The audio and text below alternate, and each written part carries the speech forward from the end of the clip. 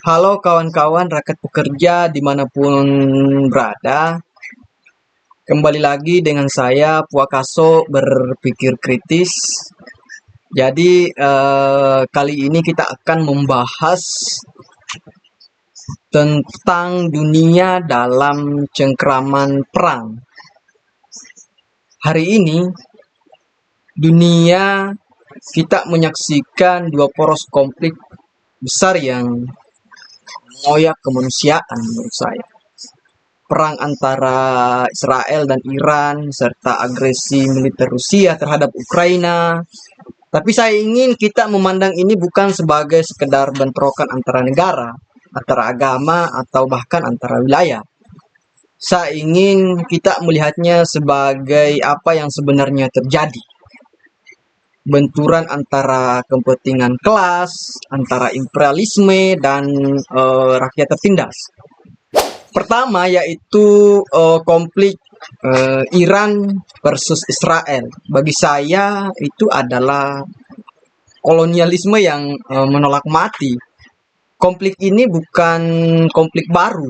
Ini adalah lanjutan dari penjajahan sistemik Israel terhadap rakyat Palestina sih. Yang sejak tahun 1948 terus diusir, dibunuh dan dipinggirkan dari tanahnya sendiri. Bulan lalu kita ketahui bersama di media itu diberitakan Israel melancarkan serangan udara besar ke fasilitas nuklir Iran.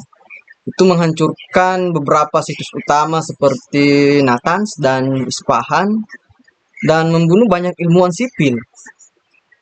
Langkah ini dilakukan tanpa mandat internasional dan justru memperlihatkan arogansi kekuasaan nuklir yang dikendalikan blok barat yang dipimpin Trump.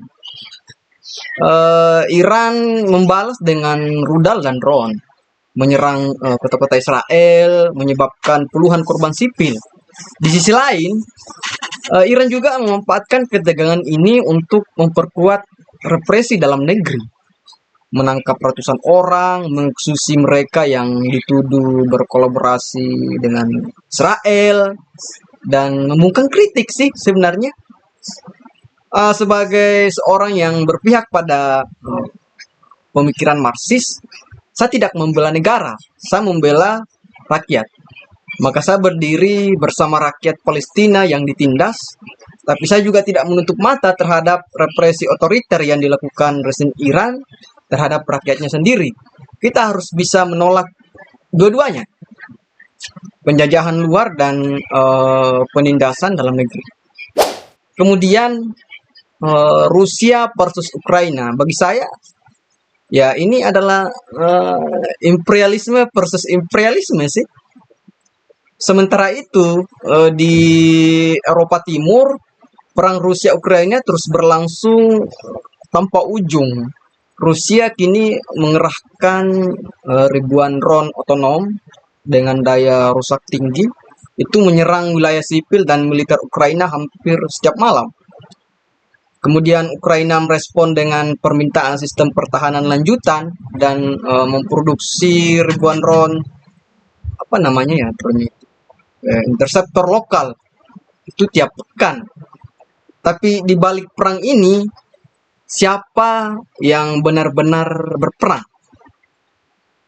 Kalau Rusia mewakili kapitalisme otoriter dengan oligarki yang ingin mempertahankan pengaruh regionalnya, kemudian Ukraina meskipun terjajah, hari ini juga menjadi pion dari kapitalisme barat, disuntik senjata, utang, dan dikendalikan oleh IMF dan NATO. Rakyat sipil kehilangan rumah, pekerja dikirim ke garis depan, dan kehidupan hancur demi ambisi segelintir elit ekonomi politik. Kemudian seperti apa kita bersikap? Saya menolak untuk memihak berdasarkan warna bendera sih. Saya berpihak pada kelas pekerja di Iran, di Israel, Palestina, Ukraina, dan Rusia yang semuanya dipaksa tunduk oleh sistem yang mereka sendiri tidak pilih. Bagi saya, kapitalisme hari ini menciptakan perang bukan untuk membela rakyat, tapi untuk melanggengkan akumulasi modal. Drone, misil, sanksi, embargo, dan propaganda semuanya adalah wajah baru dari imperialisme modern. Maka ya sekali lagi dalam pernyataan-pernyataan video saya sebelumnya itu, ya sikap kita sebenarnya bukan netral. Sikap kita adalah berpihak secara sadar, berpihak kepada rakyat tertindas. Kita lawan kolonialisme Israel, kita kritik perluasan NATO, kita tolak dominasi militer Rusia.